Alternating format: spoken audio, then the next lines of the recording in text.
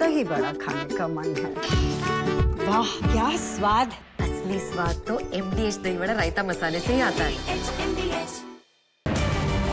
Thank you for joining us on This Is Exclusive, cutting across straight to the Rajya Sabha, where Praful Patel of the NCP, Ajit Pawar faction, speaking live on the Waqf Bill. अगर किसी को कोई पीड़ा हो, कोई तकलीफ हो, तो न्यायपालिका तक पहुंच सकते हैं। और वही भारत का संविधान जो आप लेकर यहाँ पर सभी लोग दिखाने की और बात करने की कोशिश कर रहे हैं, तो वो संविधान का हम सम्मान करते हुए वो हमारा एक लक्ष्य होना चाहिए कि हम अच्छे कानून बनाए। और ये कानून भी अभी सिंघवी साहब कह कर गए कि ये कानून भी संविधान गैर संवैधानिक है, ये इसको स्ट्राइक डाउन कभी ना कभी कोर्ट करेगी, तो फिर हम लोगों ने कानून बनाने नहीं चाहिए, फिर कोर्टों ने ही कानून बनाने चाहिए और हमने उसको लागू करना चाहिए। ये ऐसी कभी ये विसंगीता नहीं चल सकती। साहब, हमारा कुछ लोग बोल रहे थे मजहब के बारे में कि बहुत ये मजहब से खिलवाड़ हो रहा है। मजहब से तो सर 1947 में हो चुका जो भी होना था, और आज जो मजहब के नाम पर जो मुल्क बना उसकी हालत देखिए, वो किस दलदल में फंसे हैं। और आज हम जो भारत में सेक्युलर डेमोक्रेटिक भारत जो हमारा है, आज कितनी ऊंचाइयों तक पहुंच गया है, 5वीं विश्व में सबसे बड़ी अर्थव्यवस्था बन गई है, आगे जाके 3री अर्थव्यवस्था बड़ी बनेगी। तो ये भारत, ये हमारा, और वक्फ उसी का हिस्सा है मेरे भाई, कोई इसमें कोई टोका टोकी मत करिए। मेरा ये कहना है कि सबको आगे बढ़ना होगा, और आगे बढ़ाने के लिए प्रधानमंत्री जी भी वही कहते हैं, सबका साथ, सबका विकास, सबका प्रयास और सबका विश्वास। और देखिए, कोई भी यहाँ बैठा है और आप भी बैठे थे जिसके हिस्सेदार हम भी थे, तो हम भी तो इसी संविधान के तहत चुनाव हुए, चुनाव में जीते, लोगों का विश्वास मिला, तभी तो हम यहाँ पर बैठे हैं। और इसीलिए ये सब बातें फिजूल की करने का मतलब नहीं है। और आपने तो बहुत शॉर्टकट ले लिए हैं।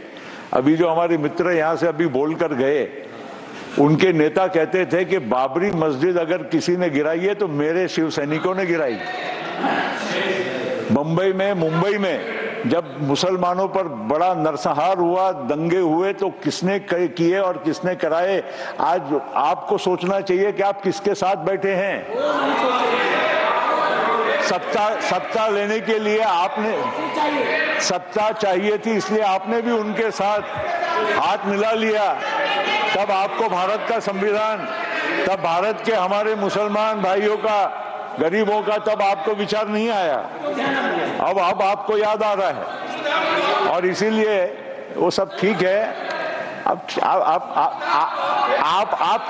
आप तब वो पार्टी में थी, तब आपको मालूम नहीं है इतिहास, आपको मालूम नहीं है, आप वो पार्टी की स्पोक्समैन थी।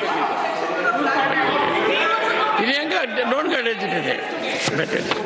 Come on. Nothing else will go on record except what Praful Patel said. Expand कराइए, देखिए, she has to be more loyal than the king. You see, दिखाना पड़ेगा। मुझे कोई जरूरत नहीं है। हम हमारी जमीन समझते हैं, और हमारी जितनी औकात है, जितनी हमारी जमीन है, उसके हिसाब से ही हम चलते हैं। साहब, हमारे देश में हम मजहब की बात जब करते हैं तो नेचुरली जज्बात बहुत उमड़ के उठ के आते हैं, होता भी है। देश हमारा, अभी मुल्क अभी 1947 से अभी 78 वर्षीय हुए, और किसी भी एक इतिहास की बात होती है। अभी हम जब वक्त की बात करते हैं और यहाँ जमीनों का ब्यौरा दिया गया कि कितने वक्त की प्रॉपर्टीज थी, कितने एकड़ जमीन थी, आज कितने एकड़ जमीन है, आप लोगों को भी मालूम है कि ये सब पूर्वक, ये इतिहास का जो एक पन्ना था उसका ये पार्ट है। ये वक्त में इतनी सारी प्रॉपर्टीज और जमीनें उस जमाने की गई कि जब हमारा देश आज़ाद, और आज़ादी के बाद के नया दौर जो था उसका ये एक हिस्सा है। आज जब हमारा देश एक आधुनिक युग में पहुंच चुका है, डिजिटाइजेशन हो गया है, नई जमीनें, लैंड रिकॉर्ड्स बन रहे हैं, तो ये आगे जाकर ये सब विवाद और ये सब विषय आने वाले नहीं हैं। ये आप पुरानी बातों को लेकर उसको ही एक मतलब जिसको घुमा घुमा के गोट गोट के बार बार लोगों के सामने पेश करते हैं कि ये मजहब के खिलाफ में बात हो रही है। इसमें मजहब की बात जरूर होना चाहिए, लेकिन मजहब के कौन सा ही पन्ना ऐसा है कि जिसमें आपको आपत्ति है, ये मुझे जरा अभी तक समझ में नहीं आया। गृह मंत्री जी का मैंने कल भाषण सुना, हमारे माइनॉरिटी अफेयर्स मिनिस्टर साहब का भाषण कल भी सुना टीवी पे, आज भी यहाँ पर उन्होंने विस्तृत चर्चा की। अभी नड्डा जी का इतना विस्तृत भाषण हुआ। इसके इन सब भाषणों के बाद ऐसा कौन सा पहलू है, हमारे प्रधानमंत्री जी, पूर्व प्रधानमंत्री जी भी कुछ बोले। मुझे ये समझना है कि आज हम लोगों को कौन से ऐसे मामले से आपत्ति हो रही है कि जिससे हमारे कोई भी मुसलमान भाई बहन का आगे जाते हुए नुकसान होने वाला है। अगर ये बात कोई समझा सके तो निश्चित हम भी इस बारे में एक नहीं 100 बार सोचने के लिए तैयार है। आपको मैं बताना चाहता हूं दिग्विजय जी कि हम आज एनडीए का एक हिस्सा है। महाराष्ट्र में लेजिस्लेटिव काउंसिल में अगर एक व्यक्ति मुसलमान गया है तो वो हमारी पार्टी से गया है। वहां पर मंत्री अगर है तो हमारे पार्टी से मंत्री हैं। और ये भी आपको बताता हूं कि आप लोग कभी नहीं दिए होंगे, 10% विधानसभा की टिकटें हमारी पार्टी ने मुसलमानों को दी। इसका मतलब ये नहीं है कि हम लोग कोई अलग धर्म या मजहब के हिसाब से बात कर रहे हैं। हम केवल आपको ये कहना चाहते हैं कि सभी को लेकर चलने का, ये प्रधानमंत्री जी का भी वही मंशा है।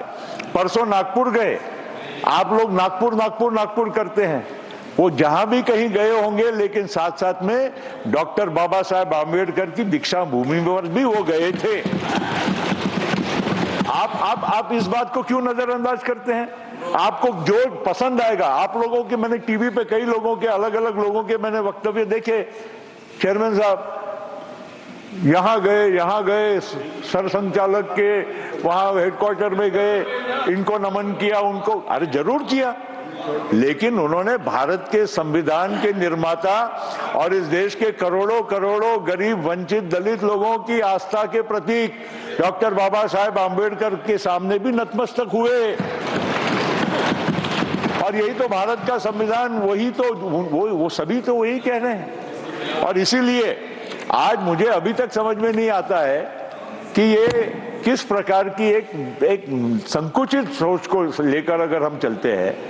आज पाकिस्तान में, बांग्लादेश में और इंडोनेशिया और तुर्की और अनेक देशों के हमारे नड्डा जी ने यहाँ पर उदाहरण दिए, वो लोग अपने आप को समय के अनुसार चलने की कोशिश करते हैं और हम जानबूझकर एक समुदाय को बार बार नीचा दिखाने की या उनको एक अलग तरह से समाज में उनके प्रति सोच बनाने की क्यों हम कोशिश कर रहे हैं? हम लोगों को ऐसा नहीं करना चाहिए। और इसीलिए आप लोग इस तरह से मजहब, देखिए हमारे देश में सबसे बड़ी समस्या आज तक जो रही है, मजहब से भी ज्यादा हजारों वर्षों से हमारे यहाँ पर हमारे एक जातीय व्यवस्था, वर्ण व्यवस्था जो हमारे यहाँ देश में चलते आई, वो हजारों साल से है।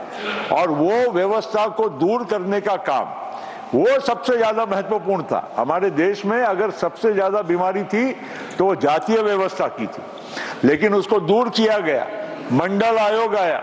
साहब, मंडल आयोग की सिफारिश इनके टाइम पर बहुत वर्षों तक पड़ी थी।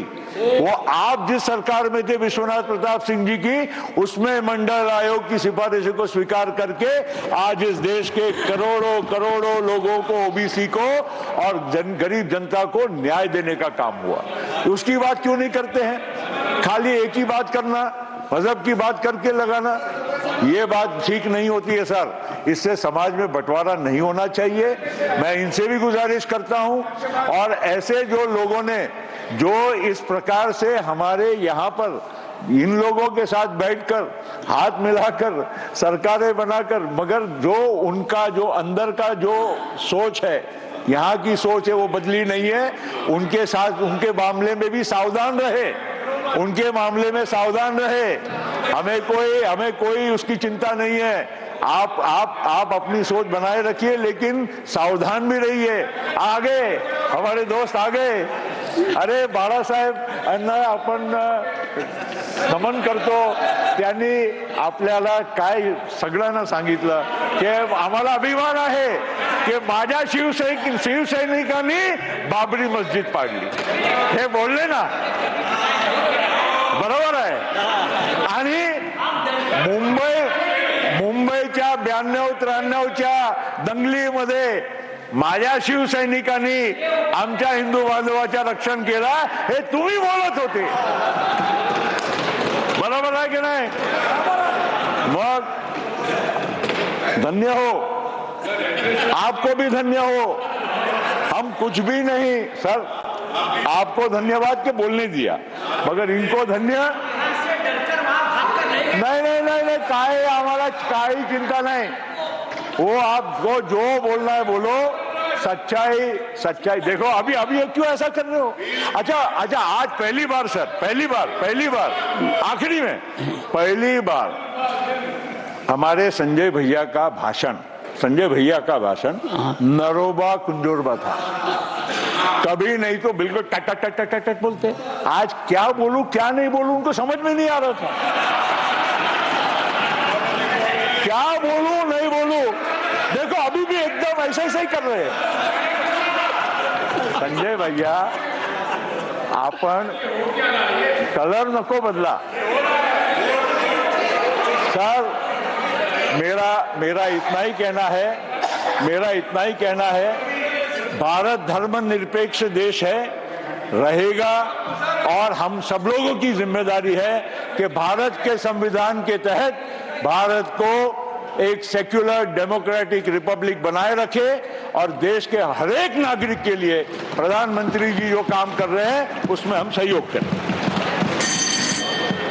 बता दी सर, आप क्या मजे ले रहे थे? आपकी बात में काफी दम है. मजा चुपचाप कभी नहीं लेना चाहिए. Shri Kapil Sibal. Thank you, Chairman, sir. I rise to oppose the bill and thank you for this opportunity to participate in this debate. मैं थोड़े संक्षेप में कुछ मुद्दे उठाना चाहता हूं. कोई विवादित बात नहीं करूंगा. समझ लीजिए कि मेरे पास कुछ संपत्ति है, मेरी प्रॉपर्टी है. मैं हिंदू हूं या मुसलमान हूं या ईसाई हूं या सिख हूं, मैं उसको चैरिटी में देना चाहता हूं. तो कौन उसको रोक सकता है? कोई नहीं रोक सकता.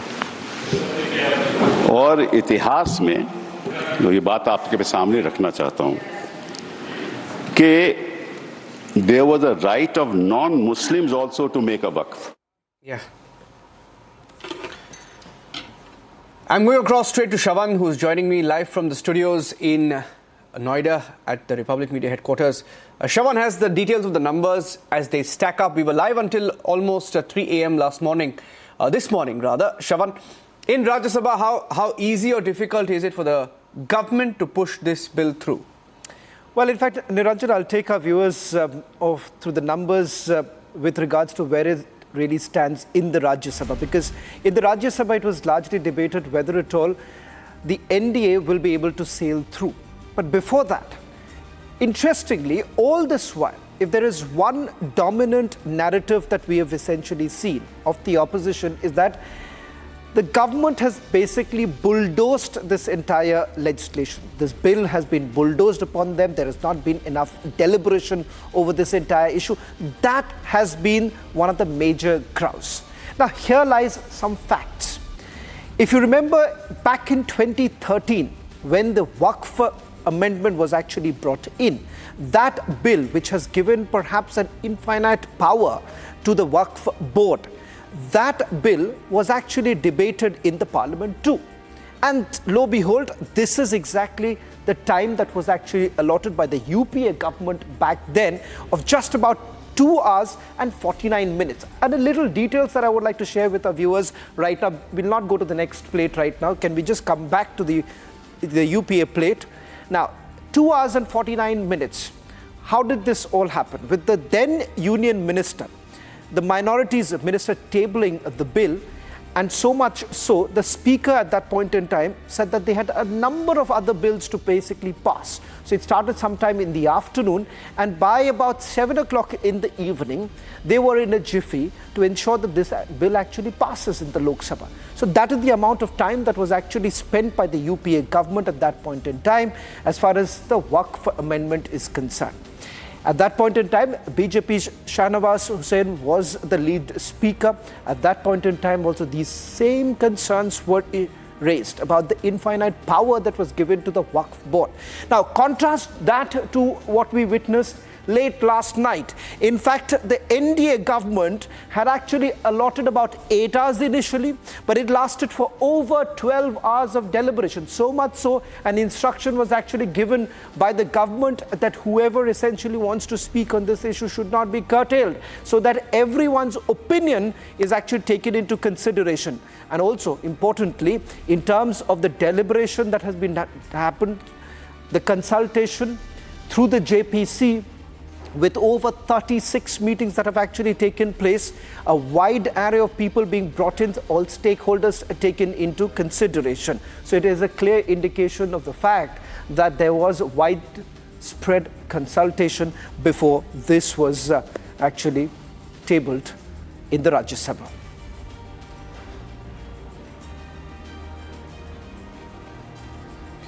Thank you for that, Shravan. In fact, I have another bit of breaking news update now coming in. There has been some development in the JDU camp. JDU is backing the government. They're a part of the NDA. They're backing the government on the Waqf Amendment Bill.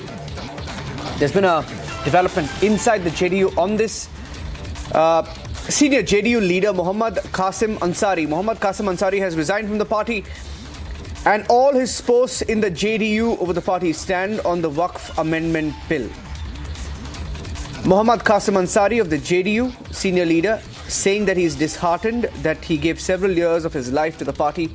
He's written a letter addressed to JDU leadership. Here's his response on why he's leaving Nitish Kumar.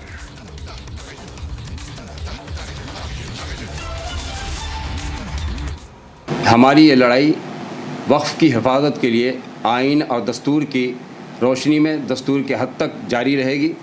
हमें supreme court जाना पड़े इसके लिए तो वहाँ जाएंगे, सड़कों पर उतरना पड़े तो वहाँ जाएंगे, जेल भर आंदोलन चलाना पड़े वो करेंगे, लेकिन सारी चीज़ें कानून और दस्तूर के दायरे में रहते हुए करेंगे। कानून और दस्तूर के दायरे में रहते हुए जो मुमकिन कोशिशें हो सकती हैं हम वो कोशिश करते रहेंगे। लेकिन नीतीश कुमार से हमारा कोई इख्तलाफ नहीं है। इख्तलाफ इस स्टैंड से है कि वो वक्फ बिल की हिमायत कर रहे हैं या मुखालफत कर रहे हैं। अगर हिमायत कर रहे हैं तो हम उनके खिलाफ। Rakshita is joining me live from the newsroom. Rakshita, any other developments within the JDU? It's an election season that they're running into. And of course, those from the minority community, Muslim leaders specifically within the JDU, may not be happy. Posturing perhaps given before the elections in Bihar.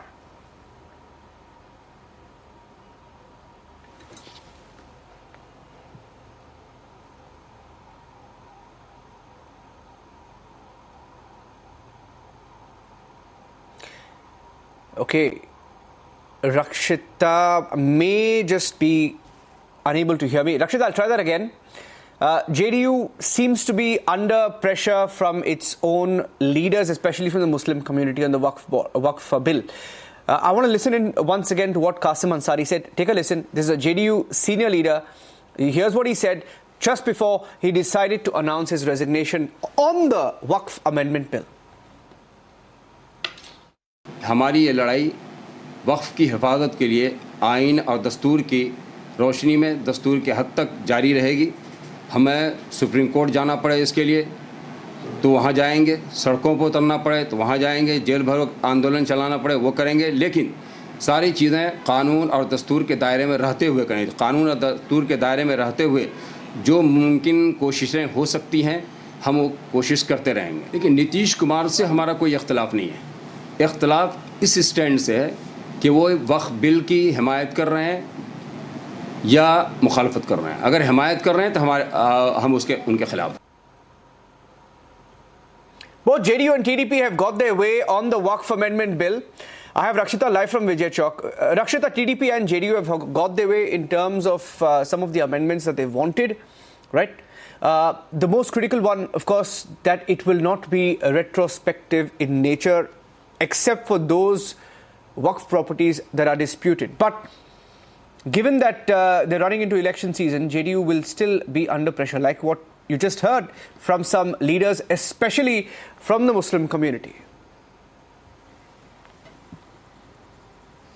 Absolutely, of course, it was always a challenge for the JDU, given the fact that Muslim vote bank has been very important for the Nitish Kumar's party. And of course, there were a lot of speculations as to what will be the next step of action when it comes to the Waqf amendment bill. However, we see a minority leader there, an MP of the JDU now quitting. However, we see that the party stands with the reform bill. What we understand right now, the JDU and the TDP, of course, extending their support. What we understand is that if you talk about the number game, if the TDP and JDU would walk out, then it leaves the NDA with 118. In that sense, it becomes a very jittery for the NDA as far as the bill is concerned. But yes, as you said, that it is very important for Nitish Kumar because the backward classes and of course the Dalit vote and the Kurmi vote and the Muslim vote becomes extremely crucial for Nitish Kumar already. There are a lot of speculations as to Nitish Kumar's future as the Chief Minister, about his mental health. There are a lot of questions that have been raised already, that if he is fit to continue as the Chief Minister. The NDA, of course, is in doubt. There have been a lot of meetings also that were held when Amit Shah sounded the poll bugle on the weekend, and he held an important meeting at Nitish Kumar's residence. So we understand that right now the NDA did not have any other option also but to rely on JDU. But of course, this becomes a very a big litmus test for the NDA ally, that is Nitish Kumar's party. Niranjan.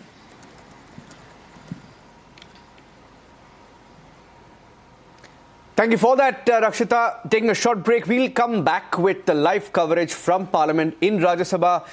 This is the important test. It has to pass the Rajya Sabha test before it is enacted. Back with the live coverage. Stay tuned. लाल रंग इसका अपार, तीखा कम है फिर भी स्वाद, बेमिसाल बेमिसाल MDH Kashmiri, MDH Kashmiri, MDH